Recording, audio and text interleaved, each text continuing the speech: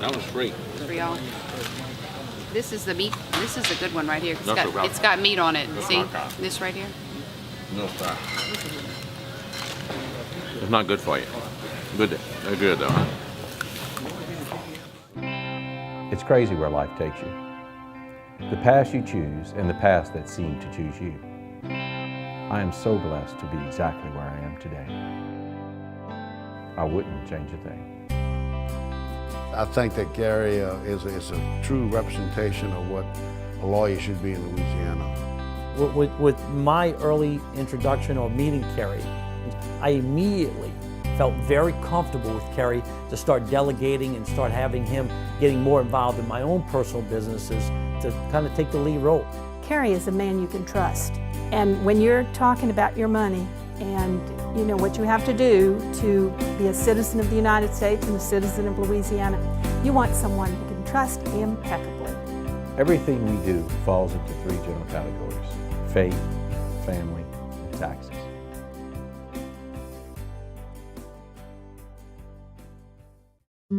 I was born in Baton Rouge, Louisiana. The people of Louisiana are family-oriented people, very culturally rich state, you know, probably one of the most culturally rich states, I think, in the whole country. The beauty of the state is in its people. Its people are very hardworking, work hard, play hard, and enjoy that philosophy raising my family as well here. There's festivals all across the state where the people, the families get together with friends and they have they pass what we call pass a good time or having a good time. And that's, I'm sure a lot of that is instilled in me, and that's why I'm family oriented and I think, always will be.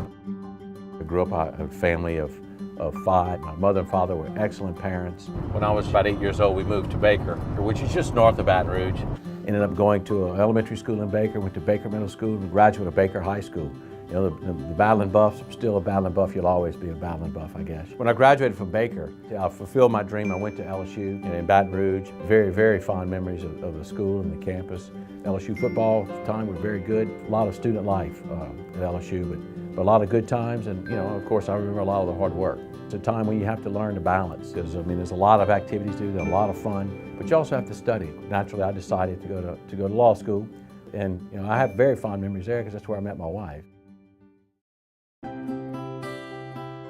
The first day of law school, Angie, I remember she came in right as the bell was ringing, and there's one empty seat in the whole auditorium, and it just happened to be right by me. First word I ever said to her was, "May I borrow a piece of paper and a pencil?" On our first date, I picked Cary up because his car was wrecked.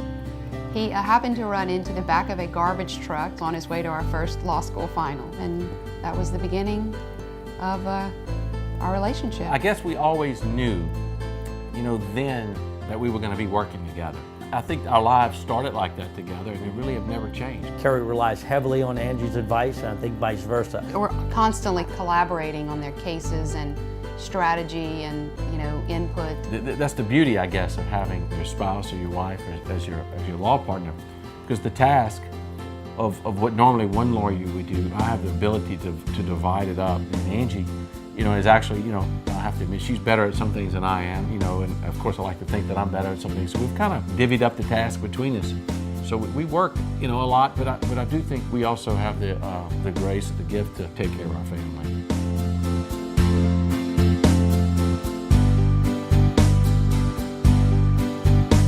To me, that's probably one of the toughest things, to have a husband and wife in the same business, and the fact that also trying to balance family with that.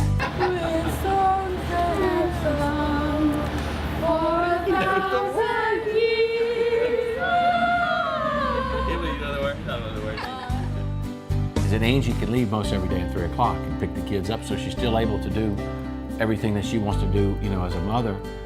She's with the kids all the time, but for that time she's at the office. So we're really able to put that together well.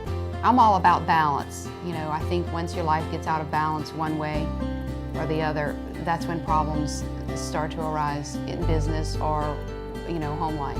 Business is important to them, but when it comes to their children and the family unity, it's second to none. And, dinner time is important to us.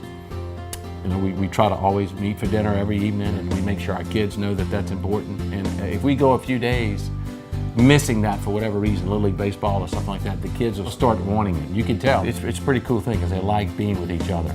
You know, and people ask me, you know, what do y'all like to do together? I think our family, when I realize is they really just want to be together. You don't have to take them to, you know, to the great trips and this great stuff or the Disney World and all that. You know, they just really want to be with you. We go to LSU baseball games together. You know, I'm fortunate enough to have friends that have, you know, could get me that many seats in one area, which is hard, but, you know, my friends will help me out. I think for everyone, family should be, if it's not a ballast, the place where people accept you for who you are, your weaknesses, your strengths, and a place to feel joy, a place to feel sadness, and a fulfillment. Generation rising up to take their place with selfless faith. You're just like Brian. Emily is Black Widow. Emily's Black Widow. I want to try that. 1, 2. Wait, hold on. 2. What time does the enchilada place close? It's already closed. Enchiladas? Enchiladas are closed. Wait, what's it called? Gelato. Enchilada's Mexican.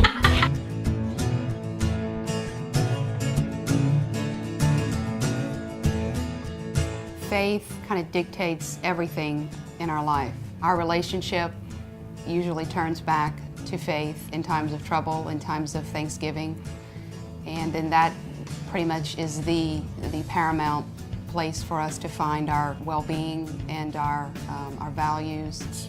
It's us. I mean, without that, you know, I think faith defines us. It's one thing our family also does too. You know, we pray together. I mean, and our kids know at about 8 o'clock in the evening, you know, we're pretty much going to meet in the living room, and you know, we're going to have family prayer time. In the name of the Father, the Son, and the Holy Spirit. Bless us, O Lord, and these thy gifts which are about to receive. Shortly after I arrived, Angie and Cary invited me home to dinner with their family. There, they both offered their service to the church, and I got them involved in various ways. Immediately, Cary was interested in becoming a lector, and for many years he had contemplated that. The boys became altar servers, and even some of the girls got involved with campus ministry, youth ministry. So it was a wonderful gift to me, and I was blessed that they invited me to offer themselves to the service of the church. The Brysons, as we call them, the Bryson bunch, are involved with every aspect that they can be with the church. They go to school here. I mean, they're involved every day with church and school and extracurricular activities. The boys serve at Mass. Everything there is to sign up for and to be involved in, at least one Bryson is involved in it. When I think about Cary, I think about his faith. He's a man that works from his inner core. I share some time with him out of sight, out of the ordinary day-to-day church going that, you know, makes a difference in our lives. You know, when Cary and I decided to practice together, we wanted a way to manifest or show the world in our practice what we experience in our private lives spiritually. This law practice, you know, has become Angie and I's ministry, and everybody who really works for the law firm has to kind of approach it that way as our ministry, you know, but we certainly don't expect everyone to have the same belief values that we have, you know, and nobody's pushing that on our values on anybody, you know. We feel like part of our ministry is to help our neighbors and friends from the state of Louisiana, being Louisiana lawyers, educated in Louisiana, to give back to the local community and people who have supported us and given us the opportunity along the way. I started my agency 29 years ago. It's a legal staffing service. I had a bookkeeper that had not been paying my unemployment taxes. Well, when I did find out about it, it had grown substantially. The IRS doesn't want to know who did it. You're going to get blamed if you are the owner of the corporation. One thing I find, you know, when I visit with so many people, you know, is that people are always, I think they're afraid to come visit us or come see us. And people are so worried and they're so concerned about being judged by us. And that, you know, that is the last thing that we do. When you deal with those situations, you have to reach out to family and to friends. And that's kind of what we're here for. I got a letter from a major tax resolution company that promised me that they could do anything that I needed done to take care of the tax problems, and there was a guarantee and they would be with me till the end. Well, they did absolutely nothing. It's tragic that this part of the legal system has been opened up to so many agents and companies who are really just in the business of taking money from people who are in a desperate and vulnerable situation. Did not return my emails, did not return my telephone calls, and they had set up an ACH, pulling money out of my account every month, and $6,350 later, I put a halt to it.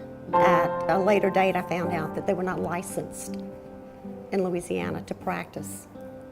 We saw that our clients needed local Louisiana help. We're a local firm, and you can come in and you can meet with Cary and you can meet with Angie and you can really meet with the attorneys and get to know them. I got a letter from Bryson, so I called.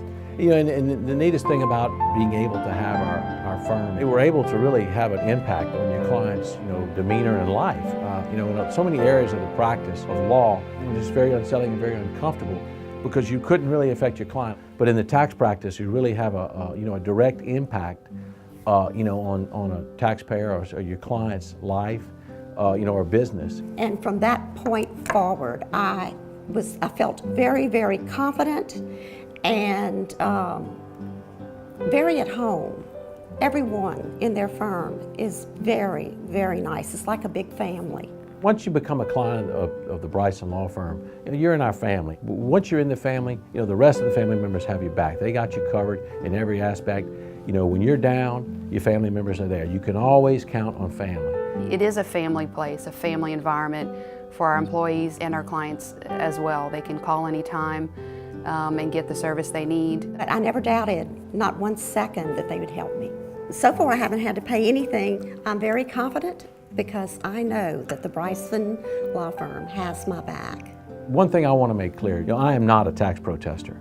I think it's our constitutional obligation to pay taxes. I mean, this is what runs our great country. But also, I do believe, with that being said, we also have the constitutional right, to pay our fair share of taxes at a minimum allowed legally under the law. The issue is fairness in collection, in terms of whether you owe and being treated with respect by the IRS or the collection agency, and understanding that circumstances sometimes will prevent that. It actually began when I was trying to operate a family business. It was going okay until 9/11. All of a sudden, nobody wanted their landscaping done anymore. People were just being more careful about their money. We weren't able to, for a few years after that, to take care of the business as we should have. And so whatever monies there were, we just used to kind of survive on. Our basic necessities had to come first. It was a matter of paying the rent, paying the car note, paying on, the kids' tuition or whatever was absolutely necessary. And so we would earmark money to pay the IRS, and we had every intention of doing it, but we always seemed to fall just a little bit short. If given the choice to feed my family or pay my taxes, I would feed my children every day of the week and take care of the tax problem later. We eventually ended up having to move out of our home, and within the year we had to sell it. And by the time I got here, the penalty and interest and the money I owed, I think, had gone up to about $35,000. At the time, there was a lot of direct communication with IRS about trying to find some way to work through this. But what they did, they set up an agreement, and then I would get the next month's billing, and it would be greater than the last month's, even though I had paid. And I came to realize that what they had me do was agree to pay enough to satisfy some of the penalty and interest. But by the time it came back the next month, the balance was even greater than the previous month. They had hired the out-of-town salesmen, several of them, different firms, and it, of course, just sent a lot of money out of state to these companies who were doing nothing towards solving their tax problem. Really were doing more harm than good as far as getting their case resolved. That was actually a real nightmare.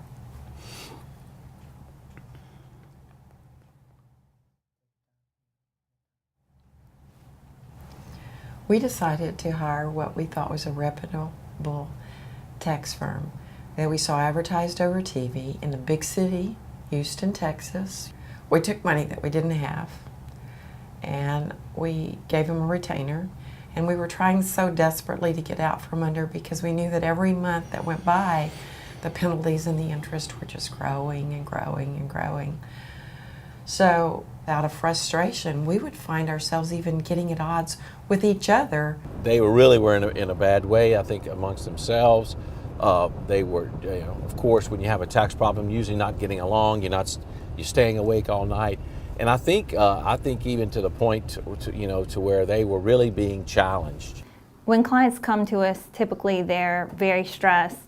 It's a huge burden on their shoulders. It's the first thing they think about when they wake up and the last thing they think about before they go to bed.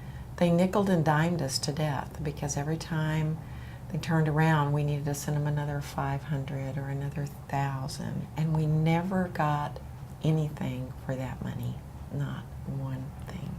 And they came to us, and we were able to get a hold of the situation. And they were patient and loving and kind, and then they offered me solutions. And that was the first time that anybody really genuinely seemed to care. They seemed to really understand. They knew what to do, they knew how to handle the problem, and they were quick and they were efficient. I still remember where I was working out in College Station, Bryan, Texas, I should say, when I got the call, and Angie Bryson told me that this is what they had agreed. I remember thinking, boy, it's going to be a hefty monthly payment, and she said, no, it's $550. You think you can handle that? And I was just so happy. I remember, yes, we can do that. Money can't buy caring, and for them, it's not about how much you give them. It's that they genuinely care about making your life better. Well, they're part of our family now, and they're just in a much better place. And to know that you were able to assist them and coach them and guide them through their really difficult time in their lives and get them to this much better place where they're at peace with themselves and with each other, is just truly gratifying and rewarding that you can't even describe. The majority of these cases don't have anything really to do with the taxpayer themselves about a bad decision that they made or one or two bad decisions. It's usually just circumstances of life that we all encounter. Everybody encounters, these situations in life. I mean, especially in Louisiana. Louisiana's been through a lot of very big trials and tribulations, things that the whole world has watched us as we've suffered through them. I'm an attorney, practicing attorney for the last 23 years. Hurricane Gustav destroyed my building, destroyed a lot of my records, destroyed my operations for several months. I had to put a new roof on my building, and all of my records got destroyed. So in the time frame, you really don't have time to deal with a tax situation as much as making sure your practice is back and going. As an attorney myself, the practice of law is, in some cases, is specialized. In reference to tax issues, it's very specialized. I wouldn't touch a tax problem if the guy offered me a blank check and said, do what you got to do. I want someone that has expertise, has knowledge, and knows how to deal with IRS. I ended up calling Cary, and I sat down with him, and we met for about an hour. We have a flat fee arrangement with our clients. They come in for a free consultation. If they decide not to hire us, there's no charge. Basically, we'll evaluate the tax problem, other problems if necessary, and tell them right there exactly what it's going to cost. Speaking to attorneys, myself being an attorney, I felt that comfortable in that he would tell me the truth and tell me what I was able to get back from IRS. Finally, one day in the mail, I got my check in the mail, and I emailed back Angie. I said, "Tell me how much I owe you, because I want to pay you for the difference." And I think I owe you, and she said, "You don't owe me anything because we made an agreement, and that's your agreement to costs." And they said, "Just pass a good word that we did a good job for it." Once our clients' tax problems are solved, the last thing I want to see is them back in this office 5 years from now with the same problem or something similar. We've discovered that a lot of the things, and through the process of solving their problems, A lot of the problems stem from a lack of accounting knowledge. And oftentimes it's because they don't understand the accounting issues that led to their tax problem, or the disorganization maybe. Angie and I both together started this other company, the Bryson Accounting and Tax. Our clients are really starting to appreciate that, and it's really getting busy to where the accounting practice is really having to grow. We've hired several accountants now, and we need to hire more all the time because we have more and more clients that are really need. And we really now are going to have an effect long term on our family, our clients who are going to be able to fix these problems, once and for all. They're going to be fixed. The Brysons are awesome people. They have an awesome family. They're always willing to help us out if we have any questions. They're always around. They're great to work for. Cary was named America's premier tax expert. So that's been really exciting. We've been doing a lot of, stuff getting ready for that. There's not a whole lot of attorneys that are specialized in tax, but he's one of them. So it's neat that he stands out. Across the U.S., he was named one of the top, tax pros. Their faith and their family and their practice is all one. It's not, there's no dividing line. It's not the norm. Most businesses function for let's get what we can get. I think for Cary and Angie, it's a vocation. How can we minister to our clients coming in the midst of crises? I've got a very short list of people that I call if I've got a question on a case that's a difficult case on something that we haven't seen before, and Cary Bryson is definitely on the top of that list. If I was in Louisiana and I had an IRS problem, the only firm I would go to is Cary Bryson at the Bryson Law Firm.